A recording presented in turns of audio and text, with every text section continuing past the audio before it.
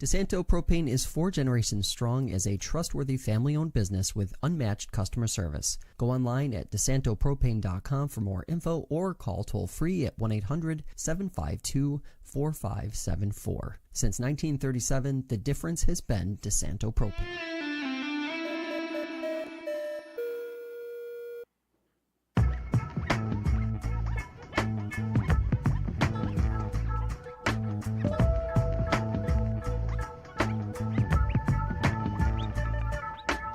Everybody, welcome into Fresh Takes. I am Paul Russo. That is Nick Felice. It is Wednesday, my dudes. Hey, same thing we've been talking about essentially the past couple of weeks, right? We got some Knicks basketball, Spurs basketball, Hurricane hockey, night hockey. Kind of just the way it is right now. So, we'll get into this here in a minute. Nick, good to see you. How are things? You're pretty. We'll kind of get into one of the things. I said at the end of last week's podcast we'd be up 3-0. We should be up 3-0. Not a big fan of the Zebras right now. We'll get into some of that stuff because I don't know if it's technically a hot take in the traditional sense, but I don't know. We'll get into that type of stuff, obviously. So all that and more to get to, but first. Think a couple more of our sponsors today, including the Auburn Auto Group when it comes to selection and service after the sale. Auburn Auto Group has been the premier destination for new and used car buyers for close to 40 years. Among the brands offered on Route 5 in Auburn include Chevrolet, GMC, Chrysler, Dodge, Jeep, Ram, Honda, Toyota, and Subaru. And thanks to our wide range of makes and models, you're sure to find your new or used car at Auburn Auto Group. And Blush by CV Designs, a local woman-owned business in the heart of the Finger Lakes, offering women's clothing, accessories, quality home goods, and unique gifts. You can see what everyone's talking about by visiting their location in downtown Seneca Falls or browse their full products online at shopcvdesigns.com. All right, Nick. Yeah, let's get into basketball first. Let's also just enjoy the air conditioning in here. That's true. So I did. Very hot outside. I did shut off the overhead on our end, but I got feels the good going. So, yeah. I'm in off-air conversation about baseball for me tonight. But I am intrigued to see if we even get that in technically because of heat. Well, not so much heat. The rain. It's like it's like midsummer, legitimately right now. Good couple storms yesterday. I see you avoided the first one. Barely. Well, again, that's more of an off-air discussion. But yeah, so in the process of training for the Boilermaker 5K that I'm doing in conjunction to the Boilermaker 15K that you're doing, which is a choice. So I got home from work yesterday right after 5 o'clock, and it was really dark to the west. I'm like, I don't know if I'm necessarily going to be able to run tonight. And for me, it's bad because obviously I couldn't today because of baseball. Tomorrow on Thursday, I bocce at night, but I'm going down to Letchworth State Park tomorrow. The big boy steam locomotive is coming through New York, this portion of the state tomorrow on the western side. So I'm going to Letchworth to try and grab that for some video for us here at FL1 and just for myself. I mean, that when my inner child get loose there a little bit. So, I knew these, 2 days, I was like, I'm not going to be able to run, so I'm going to have to, hopefully this rain kind of gets through. And, by the time I got to Geneva at about 6:15, 6:30, the rain had stopped. But about that hour later, when I finally got fully wrapped up after doing, the cool-down walk and everything, it was starting to build up a little bit again. I'm like, I'm going to get going while the getting's good. And, I was in my basement, though, during the second one, kind of playing video games, so I was just like, I didn't seem like it was all that great, but either way, your Knicks are up 2-1 still at least. So let's go that angle first. They were up 2-0, they lose game 3, whatever, but still up 2-1. How on that basic sense, how does it feel? Oh, it feels great. Stealing both games in San Antonio. I mean, couldn't ask for anything better. I believe it's also if Spurs win tonight, it'd be the first time in NBA Finals history that the road team had won. Yeah, it's like first. Games. Yeah, it is the first. Yeah, 4 games. It would be. Yeah. Yeah. So hopefully that doesn't happen tonight. But stealing the first 2 on the road was great. First time we won 2 games in NBA Finals since the 1994 NBA Finals. So we're feeling good still. I know some Knicks fans will be a little nervous we lose tonight. I'm still feeling good because I'm not afraid to go back into San Antonio and win. And we still got potentially 3 more games after this if the Spurs do somehow win tonight. But protect the home court. You get the job done tonight. You're up 3-1. You're feeling even better. And usually the Knicks, when they clinch a series, is on the road anyway, so it's no surprise going back to San Antonio. And looking forward on Saturday. Gives us something to watch Saturday night, so that'd be pretty cool. Would I be back in the fold for that game? Yeah, I think so. Oh, okay. Yeah, I think we could put you in. All right, cool. Like a Jordan Clarkson type player, because it goes unnoticed because we lost the game. But Jordan Clarkson played great. Well, I was going to say, I think that was probably going to be the next point of conversation, was a lot of stuff from Game 3, obviously, at this point. And it is interesting. Like I said, there's a lot to dissect from Game 3, but I found it interesting. Monday, let's see. I was definitely done with my run at that point mid-afternoon. I saw the notification about it, but just of all the chaos, everything happening on Monday involving that game, I can see a notification about how, like, Landry Shamet, his free agent stock in the offseason is going to be going up. It was like one of those, like, vague, there's no need for it in the middle of the finals the way it is. I'm just like, watch him go out and just, like, I wouldn't say not play. He did have a good run on still Game 3, but I'm sitting there going, like, watch it just be like one of those games where, like, Mike Brown's going to be like, the next evolution of this coaching is going to be this. And it kind of was. Clarkson, who, again, I think it was kind of like Shamet type stuff in the sense for Game 3, what he's been kind of having through the playoffs so far. But, like, I know there's a lot of flowers being given to a couple guys in that game for the Knicks, but, like, Clarkson got some in the moment, but not after the fact the way he should. But, like, the Knicks, I don't think, are in that game without Clarkson on Monday night. Now, I could be, like, wrong in the grand scheme of it, right? Because, like, I think you usually say, like, well, if Shamet hit 2 of those threes, and yeah, you're probably right. But, like, the fact that Mike Brown had enough confidence and this is someone that we haven't been able to say with the Knicks the past couple of years, obviously, but, like, the fact he was willing to go to that bench and be like, hey, we know what you can do. We've saw it in the regular season and everything. Go out there and just try and do it. And he stepped up and did it. And Clarkson gives you extra offense, which they needed at that point in the game. And that's what I like about Mike Brown over Thibodeau. Thibodeau just sticks with his rotations. You play at these certain minutes. And Mike Brown saw that they needed a little bit more offense and went with Clarkson. I liked it. Thibodeau did do that at the end of last season, the Pacers series, which was a red flag right there. Right, for him, that's throwing stuff at the wall and seeing what sticks. I almost think it wasn't even his decision to do that. Right. I think it was like upper management that said, you got to do this. And knew that his way was on the way out. But, yeah, Clarkson, I wouldn't be surprised he doesn't play tonight because games change from game to game, especially in the NBA Finals. Yeah. And it's a totally different game tonight. And we got to see how the game goes. I got to get Cat the ball more. He's pretty non-existent in pretty much the whole second half. And, and Brunson really has not shot well this series for as great as he's been. He's got to be better. And he knows that. He will be. And, we just had, like, coming into this, after taking 2, we knew all we had to do was win one of these 2. That's all we had to do was win 1 and 2 at home, and we're still in full control. Yeah. So let's get that game tonight. It's interesting that you mentioned the Towns stuff because they've done a really good job of kind of having the offense flow through him. And I don't know. It seemed like the Spurs were kind of willing to let them try and do that in Game 3, and I don't know if it was like by design that they kind of went more through Brunson again, which, like, obviously inherently it does anyway. But I'm talking in terms of like look, Karl Towns, great stuff can happen out at the perimeter, and that's what I mean by, like, they have the offense with him. It's usually when he's out more, whether it's the high wing extended or something like that. And I don't know, it seemed like they moved away from it, like I said, I don't know if the Spurs were kind of daring him to, while at the same token, they were also kind of more clamped down at that area a little bit more. I don't know.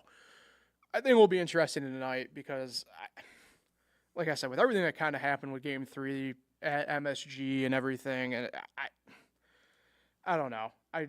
It's one of those things where I think the Knicks were kind of in an impossible situation to a degree on Monday. Also, like you know what I mean? Like even from like the game perspective, right? Like if San Antonio doesn't get that game, Like, it's a wrap. Yeah, it is. know. It's a totally different conversation we're having today. Right.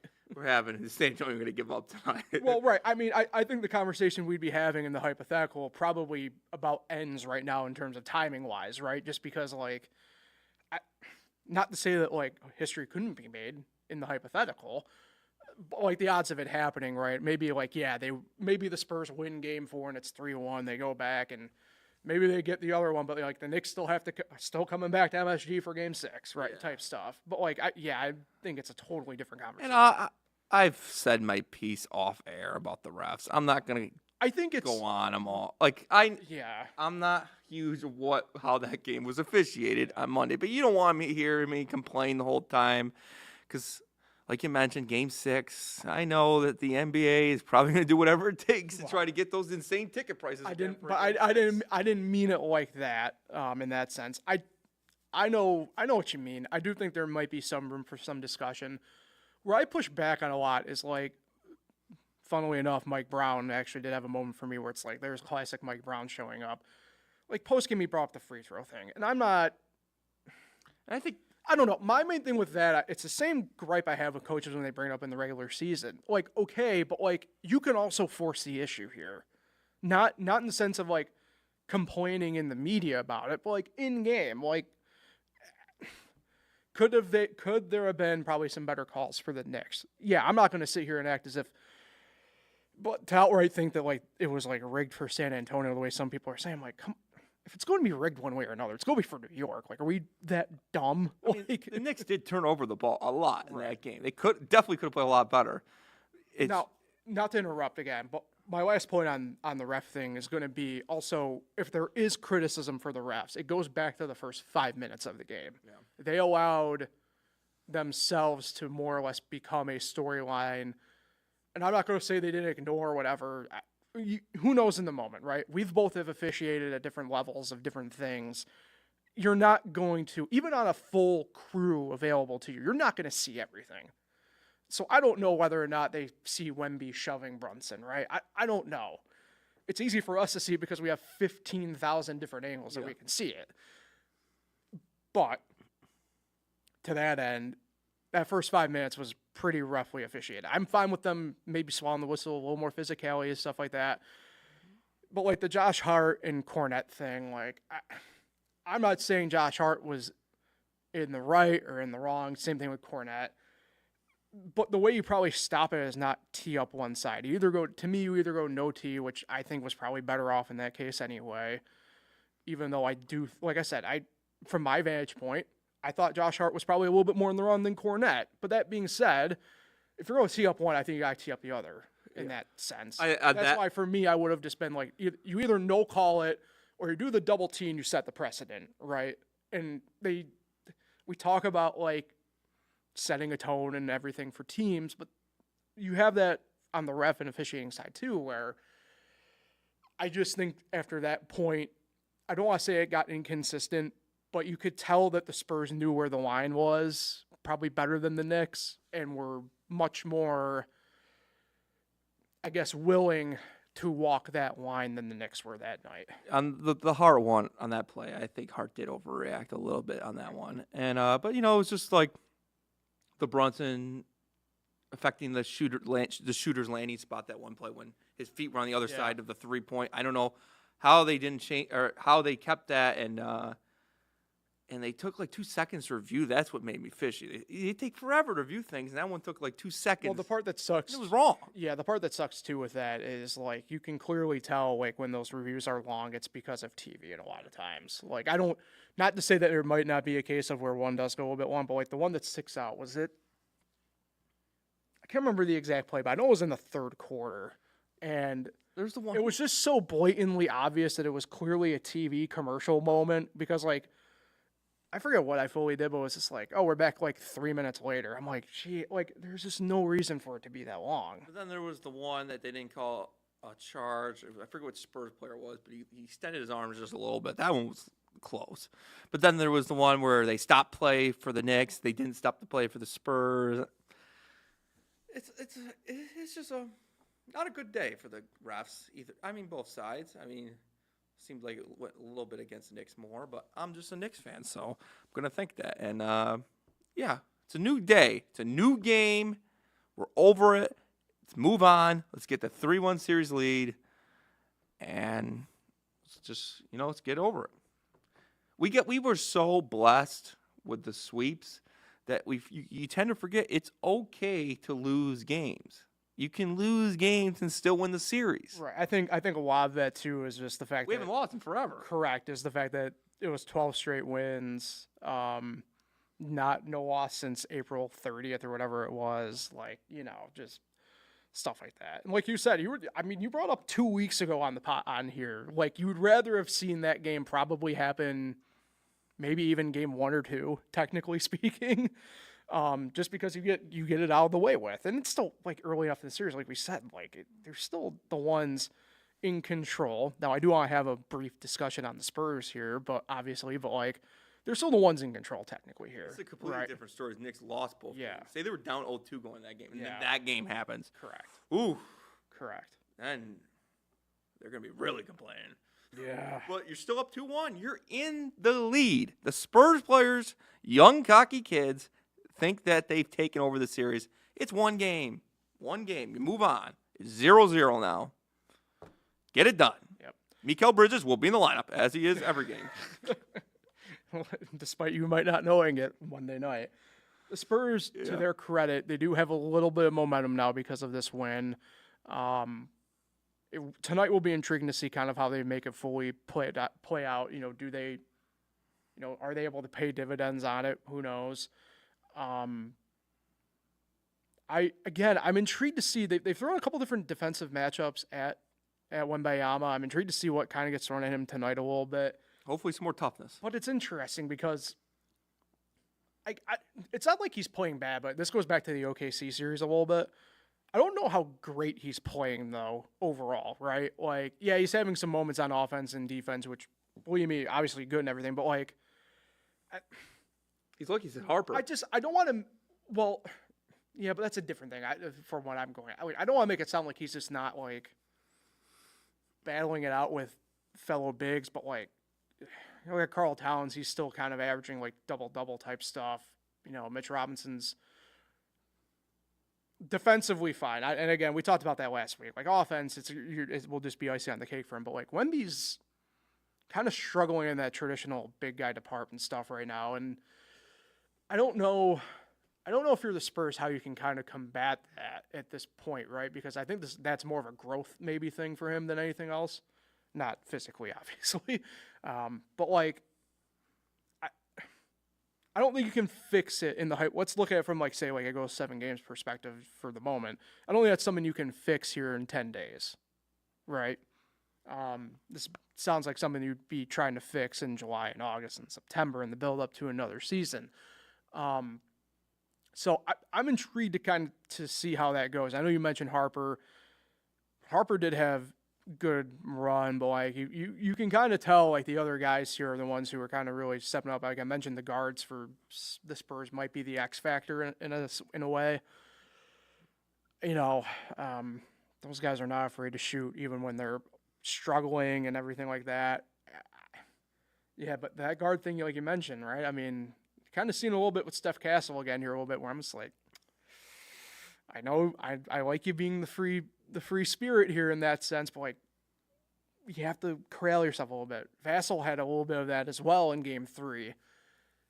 I think they get kind of lucky in the sense that Harper's just kind of like his dad in the sense of just he's kind of bulldogish anyway, so it's he knows how to control it when he needs to control it, so it's whatever. But yeah, I don't know. I see this obviously getting to Saturday. I don't, at this point, are we sitting here hypothetically next week, which we'll touch on that at the end of the podcast, but are we sitting here in a week looking at Game 7 on Friday or wrapping up the series? And as it stands right now, look, my pick of Spurs in 7 is still technically alive, but now I feel like it's more inclined to what we talked about last week, where the Knicks jumped out early and got in front early. It's kind of playing to their favor. As it stands right now, I kind of lean when we talk, we're going to be recapping a series and not previewing Game 7, in my opinion. It'd be tough. I hope it's not a Game 7. But I know you mentioned earlier with Mike Brown. I think that was just a mental game because we've seen Rick Carlisle, what a baby, complain about the refs. You're just trying to hopefully you get the calls this game in a sense. Yeah. But, yeah, I hope we don't see Game 7. I hope it's over by Saturday. If the Spurs take tonight's game, I think it will go 7. Mm-hmm. That's how I'm looking at it. Yeah, I mean, that's probably a fair assessment at that point. Yeah, I agree with that. I'm not even confident the home team's going to win this series. I mean, that's also very fair at this point. All right. Good games, though. Yeah, I mean, well, for the most part, yeah. I had this conversation with my dad. I don't know how much of this has actually been good basketball at this point. But I don't know. Maybe that's just also me. I'm having my old man on a hill phase here. I like that you wear your Yankees hat. You got your New York pride with you and your Knicks shirt here. Well, it's more for the Pios for baseball tonight, but yeah. Got your orange. I mean, look, I think it's an interesting discussion because it did get kind of brought up Friday night when we were watching the game together a little bit. Like, it's not like I want to see you and Matt and my other friends who are Knicks fans be happy, right? But like, I don't know. We talk about predictions on here. I made a prediction. Like, damn. I'm just giving you the. No, you get it. Like, but it's like one of those things where it's like, no, I want to see my friends be miserable. Like, come on, get real. Yeah, I wanted Jaden Daniels to win that Super Bowl, man. And I want to see. I just want to see you with the Giants get a Super Bowl again. John Harbaugh, we trust. I was trying to avoid having a conversation about Jackson Dart at this point. So, yeah. We'll transition over to hockey. Dart's, though. Good game, though. True. I haven't played in a while, but that's a discussion for a different day. Oh, no. I played last year once. Forgot about that. Cricket. Yeah. Hockey, 2-2. 7 games. I mean, 100% at this point. We've had incredible storylines happening over there, but the main thing for me in that series right now is, will any? This is going to sound bad the way I'm going to phrase it because we saw obviously yesterday the Hurricanes did make a goalie swap. They put Buzzy in over, and he's done good over Anderson, and yeah, but well, good's a relative term here because it was still a game that went over on the betting side again.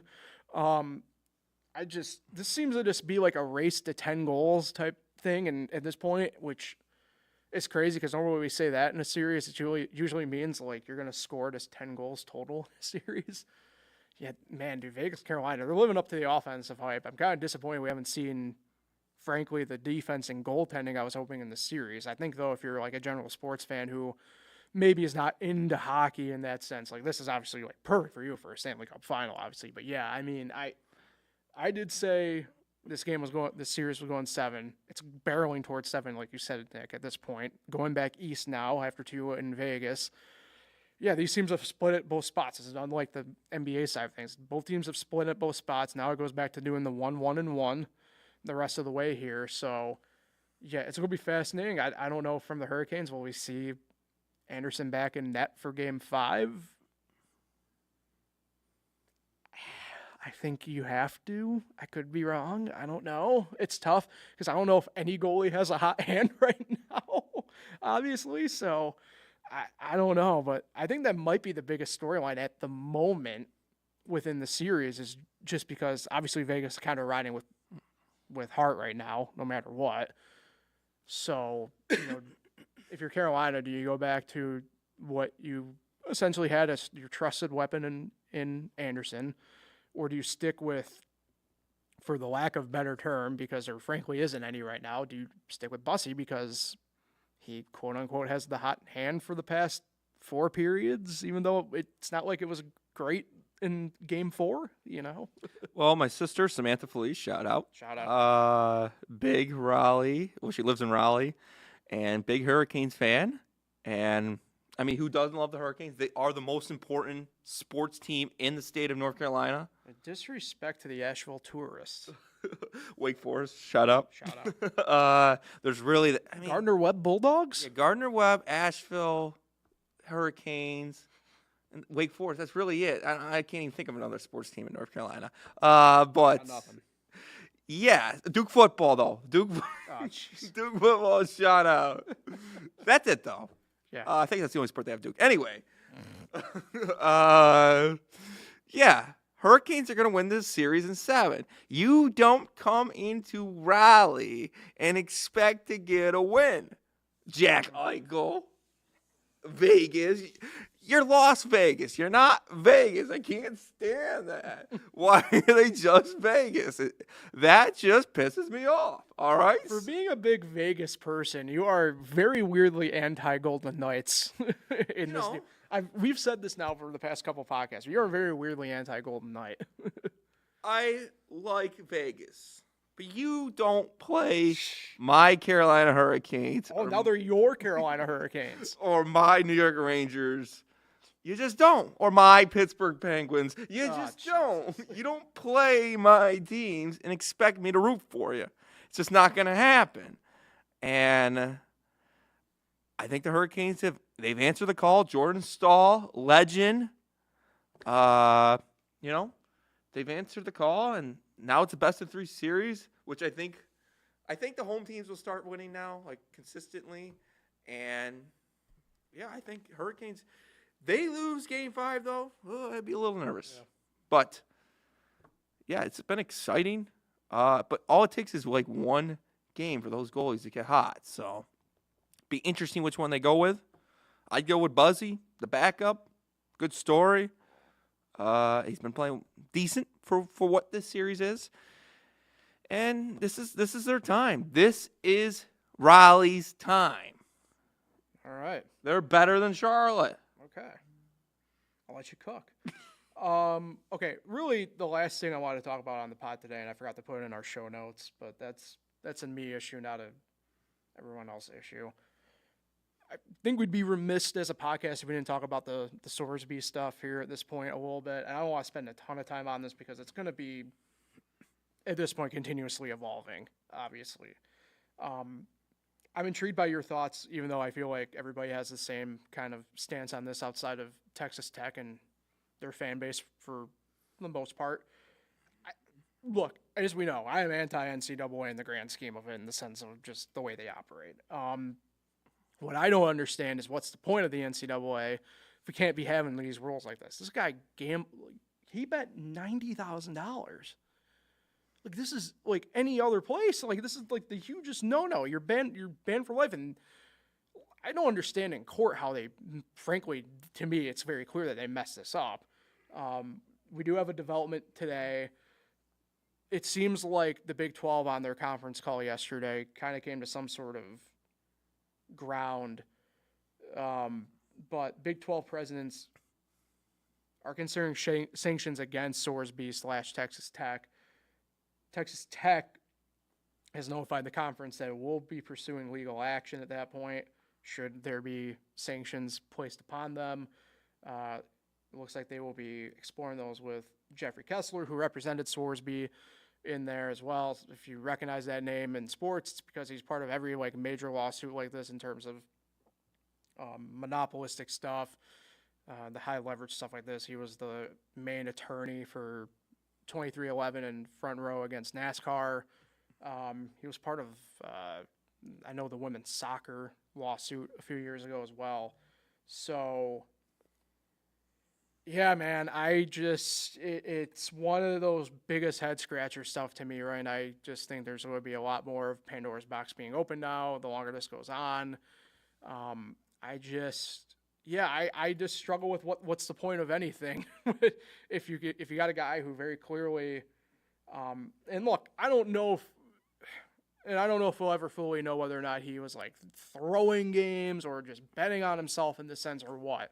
It doesn't matter. But it does not matter, correct? And to me, it's very clear that in this continuing evolution and whatever of college athletics that I don't know, this really gets things a lot more murkier than I thought they were going to be given everything else happening within them right now. The NCAA is horrible. Yeah. One of the worst, the worst organization, even worse than the MLBPA. Well, FIFA might be up there. Yeah, they're horrible too. But the NCAA just doesn't do anything right. They just don't. They don't punish any of their favorite teams, the blue bloods as they call them. Well, Boeheim loses wins, but North Carolina gets a little slap on the wrist. Yep. But Cover your ears, Pat. yeah, he's not gonna like that comment. But this is terrible. This guy bet on the sport. I have a prediction that he's not gonna play. I think they're gonna suspend him or something. I mean, I'd like to imagine that's the case, but the tough part there is within that judgment, the judge did say 2-game suspension, but it's against their 2 cupcakes for the year, the first 2 weeks of the year. Oh, he is suspended the first 2 games. Yeah, but That's what he gets? but one of them is against Abilene Christian or whoever the hell it is. I think once the season gets closer, this story's just only going to get bigger. Yeah. I don't think he's going to play. It's not going to be a legal thing, but the Big 12 has to come in. And yes, he brings in money. He's a good quarterback, but this is bad. This is a bad look. Like, teams are wanting to not play him now, which is crazy. And I don't blame them. Why would you? It's very clear that they're gonna. So it's gonna be horrible for him when he does play. Well, to me too, I view it from the perspective of okay, if this is what they're willing to do for, not to knock the kid, but a mediocre quarterback, when they randomly get probably not. Again, this is not a good example. When they get the next version of LeBron James coming in for basketball, that's not going to solve red flags. Yeah. You know what I mean? So yeah, it's just never happened before. A guy actually bet, and when we knew he bet, and he's still playing. Yeah, it's crazy. Did get some minor breaking news just now. Tyus Battle, director of player development for Syracuse basketball here. So really, cool. Yeah. Tyus Battle's another guy coming back into the fold. Tyus Battle, fun fact, my favorite Syracuse basketball player of all time. Surprising. I'm surprised it's not Jeremy Grant. No, why would I like the second best grand brother? It's my bad. All right, we're gonna get out of here on that note. Let's do this. Let's do the stuff here quick. There may or may not be a podcast next week. I have a root canal next Wednesday morning, so it depends how I feel. Last time I kind of was able to fight through it. Who knows this time? So TBD fully next week. The week after, though, there won't be a podcast, at least normally on Wednesday. Maybe we'll figure out something, maybe do a Zoom or something like that for Tuesday or something like that, depending upon availability. But the plan is nothing 2 weeks from now, maybe something next week. There's not a show. Victor Hovland is my U.S. Open pick. Okay, good pick. We'll keep it on you. Who you shouting out? Oh, also, you had a fun fact you had to share, too. My bad. My shout-out Spoiler alert. My shout-out is your brother, Pat Russo, who's a former guest. Hasn't been on here since... Friend of the show. Hasn't been on here in years. Hasn't been on here since the new studio, which has been years. Yeah. But he used to come on. He used to do fun facts. And for his shout-out, I'm going to do a fun fact since I just saw him at Del Lago where he works.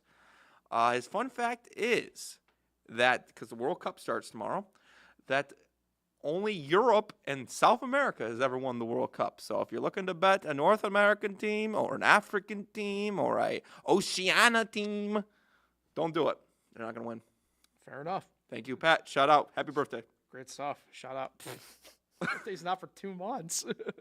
R.I.P. King Daka. Max, you're adult. There we go. 8 years old. 9 years old now. Right? Since we started that joke and burned it into the ground. 2017 was born, so yeah. Yeah, crazy. All right, appreciate everybody for listening and tuning in this week. You can find fresh takes here on fingerlakes1.com, the F1 YouTube channel, the audio-only feed on all major podcasting platforms. Enjoy the weekend, everybody, and we will talk again soon.